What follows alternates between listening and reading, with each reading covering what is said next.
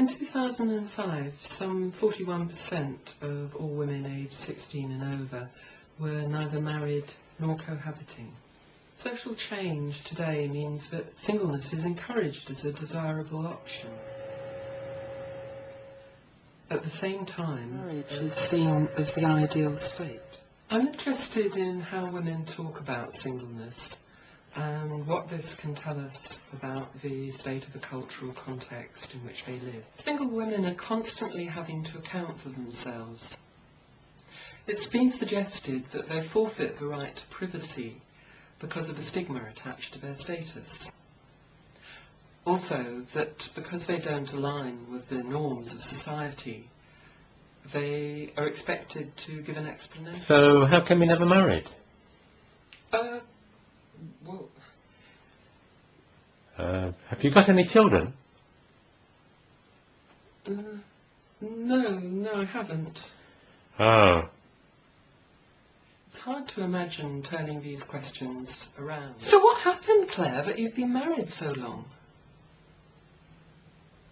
So Jane, how come you've got so many children? It seems that the cultural context has changed and incorporates new understandings of singleness, while it continues to provide continuity with all the old devalued notions. My participants drew on quite polarised ways of talking about singleness. On the one hand, singleness implies personal deficit and social... I'll show you some examples of what participants said. First, an example of singleness as deficit. You know, people don't actually sort of talk about being single. They always talk about the relationships they're in. And therefore, even if you're the one... If the one you've got isn't terribly wonderful or whatever, you're inclined to sort of talk about it. And also, even if you're not in a relationship all the time, it's always about what I would like it to be, or I was, rather than a poor, pathetic creature, really. On the other hand, are idealised visions of singleness as independence and choice, self-development. The more positive notion of singleness as independence and choice. Well, it's silly little things, really. I suppose like being able to decorate the house exactly as you like.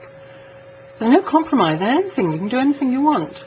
I mean, people can moan and say that's stupid and say, well, there's not a lot I wanted, you know, whereas when I was married, you're forever sort of toning down what you like or what you want. I know that's a very selfish attitude, but I do enjoy being able to have exactly my own way. Bad things. I don't think there's anything particularly bad about it. It's hard put to find any downside. How women talk about themselves and singleness show linked but distinctive forms of... Changing the cultural understandings of singleness is not a task just for the single. Almost everyone is single at some point in their lives. And most people these days have experience of being in a couple relationship. We need to articulate and confront issues of stigma and exclusion in ways that transcend singleness and coupledom as binaries, as opposites.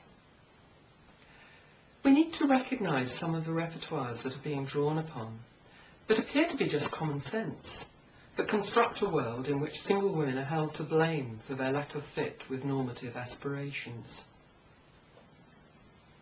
We need to acknowledge the dilemmas of singleness without making patronising assumptions that those who are alone are struggling with circumstances no one would choose.